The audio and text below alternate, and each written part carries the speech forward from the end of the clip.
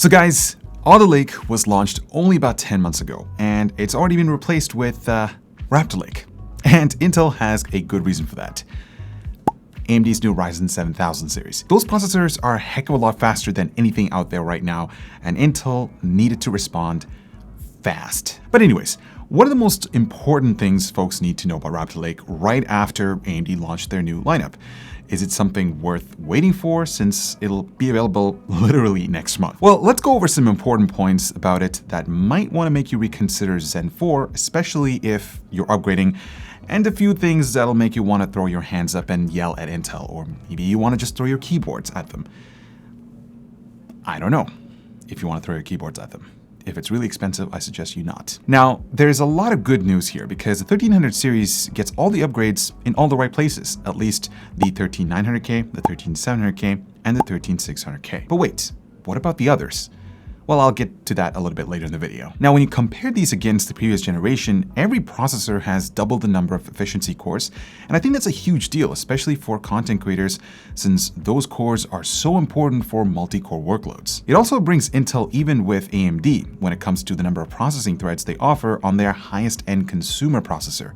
A bit further down the lineup is where things start to get even more interesting, with the 13700K getting the same thread payload as the 7900X, while even the 13600K gets in on that action too. Honestly, this is something that's probably worrying AMD a bit, considering how good the P and E cores perform on Alder Lake, especially for people who are looking at the 7600X versus 13600X battle. Clock speeds also got a shot of adrenaline too. Raptor Lake has a peak max turbo frequency that's up to 600 MHz higher than Alder Lake.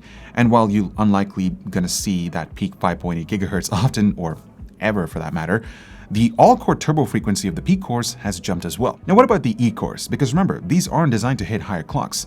Well, good news is that they also got a pretty good boost right alongside everything else, which is pretty cool. There is one catch though. Raptor Lake's base frequency got nerfed in a big way and is now much lower. But just like the maximum turbo rate, you should never really see that base clock unless the CPU is too hot or you're maybe running an extreme intensive AVX workload. The all-new HS series from Corsair is what your ears have been waiting for. The HS55 stereo brings a comfortable, super lightweight and awesome sounding headset to your budget gaming station with a fantastic sounding microphone. The HS65 surround steps it up a notch with included USB dongle and Sound ID technology for next level audio, while the HS80 RGB USB is probably my new favorite daily driver because of these awesome breathable ear pads, a fantastic sounding clear microphone, and really powerful high-res drivers. Check out the full HS series down below. Cache is going to be the catchphrase for 2022 architectures like Zen 4, Ada Lovelace, and supposedly even RDNA 3. And it's important, like really important. More cache means more data is stored closer to where it matters the most, so processing cores don't need to fetch for it through a relatively slow system memory subsystem.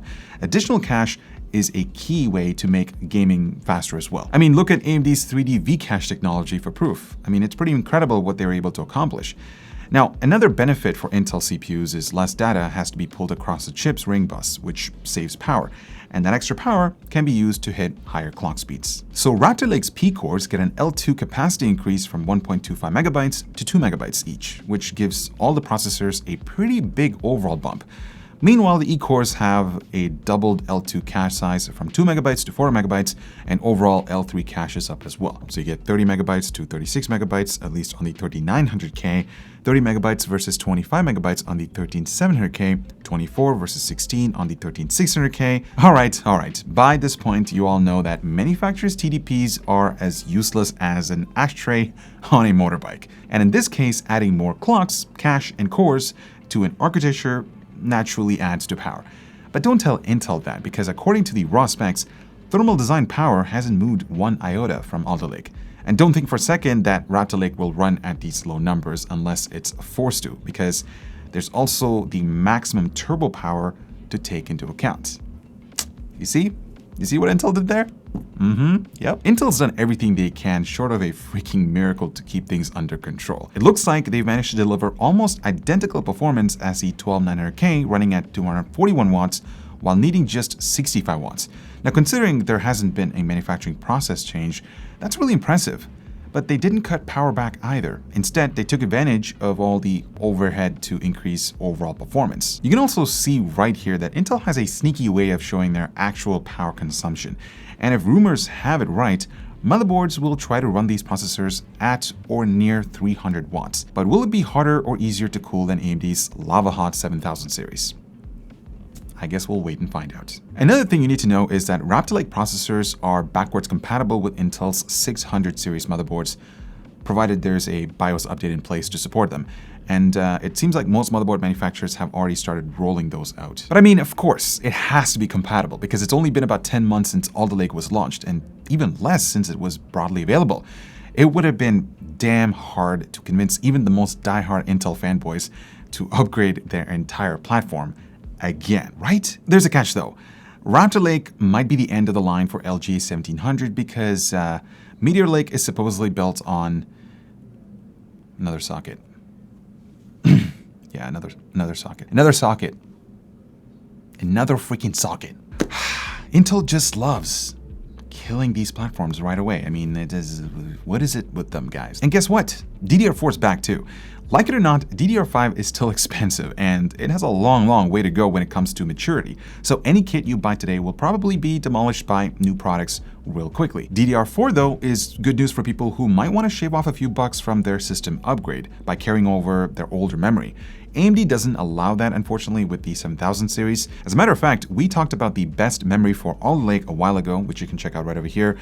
It turns out that DDR4 kits actually held up really well against some of the fastest DDR5 modules available at the time. Now, I usually spend a bit of time in these videos talking about the new motherboards, but not this time. Ain't this time, because Z790 is the closest thing to a scam that I've seen in a while. So just avoid it. Just avoid it. Because all you get is some additional USB 3.2 Gen 2x2, which is an interface that barely anyone uses. Oh, and they've also added PCI Gen 4 lanes from the chipset. It's a completely pointless bunch of additions that are there to just screw over buyers while helping Intel's motherboard partners peddle up some supposedly new products. Now, one thing you might have asked yourself by now is, where are all the processors below the i5 13600K? Well, while the 13900K, 13700K, and 13600K, along with their KF variants, are launching in October, the rest of the lineup will only hit in 2023. You see, Intel's pulling a page from AMD's strategy of launching new high-end CPUs in time for the holiday season, while everything else gets pushed back. It's just too bad, since I'm sure the i5 13400 will be a banging CPU for gaming. Now, I understand that Intel needs to launch products right now that compete with the 7000 series, and they're just waiting to see what else AMD has to offer before showing the rest of their hand. So one of AMD's biggest nightmares was probably that they show their cards in the pricing poker game and Intel one-ups them. And guess what happened? Let's go through this one thing at a time. First of all, the 13900K and 13700K gets the same prices as the 12900K and 12700K when they were launched, so no premiums here. And that makes the 13900K a solid $100 less than the 7950X, and $40 more than the 7900X, while the 13700K aligns pretty well with the 7700X while offering more processing cores. But I actually think the most interesting battle will be between the 13600K and the 7600X. It looks like Intel's confident enough that it'll handily beat the AMD's lowest priced 7000 series CPU, since their pricing is $20 higher. And it's actually a good $30 more than this 7600K hit. It's just too bad that we're seeing the 600 series CPU gradually increase in price, since with it, the cost of entry goes up too. But let's see where things lie after benchmarks are done. Now, performance is always a big question before any launch, especially when you consider companies always have benchmarks showing how their new platforms is the best possible light. But even if what Intel's saying is half true, the jump between Alder Lake and Raptor Lake could be pretty massive, at least for creators. Because remember, the addition of more processing cores and higher frequencies right across the board will really benefit heavily multi-threaded workloads. In fact, based on where the 12900K is right now, I wouldn't be surprised if the 13900K becomes the world's fastest CPU in Blender, Maya, and many other processor-heavy apps. On the gaming front, well, a lot has to do with how well games support the unique core layout of these CPUs, with both efficient and performance cores working in parallel.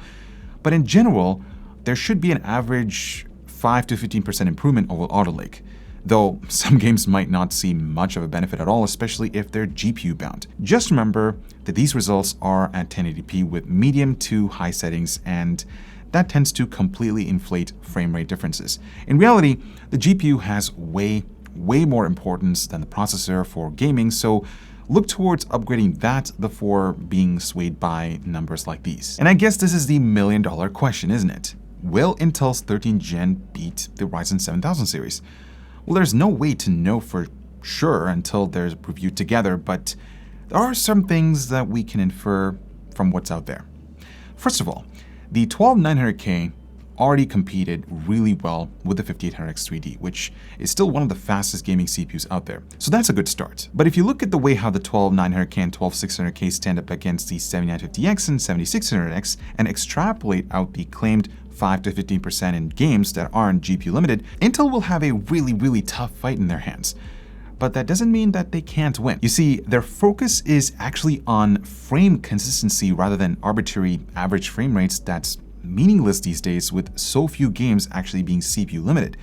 And I have to admit, they've got a point. A game will feel a hell of a lot smoother on a system with higher 1% lows, and if Intel can achieve that, it's a big win compared to AMD. The bigger unknown is how these new Intel CPUs will stack up against Ryzen 7000 in creator-focused programs, because the 7950X is a beast in multi-thread apps, and it eats the 12900K's lunch in most situations. But if Intel can hit some of these percentages we're seeing here, it could be a serious battle at the high end. So that's it for this first look at Raptor Lake, guys. And if there's one takeaway here, it's that Alder Lake was a proof of concept. Kind of like an appetizer, I guess. And yes, it had its problems. You can actually go check out that video right over here where we talk about a bunch of them. But now, Raptor Lake is the main course.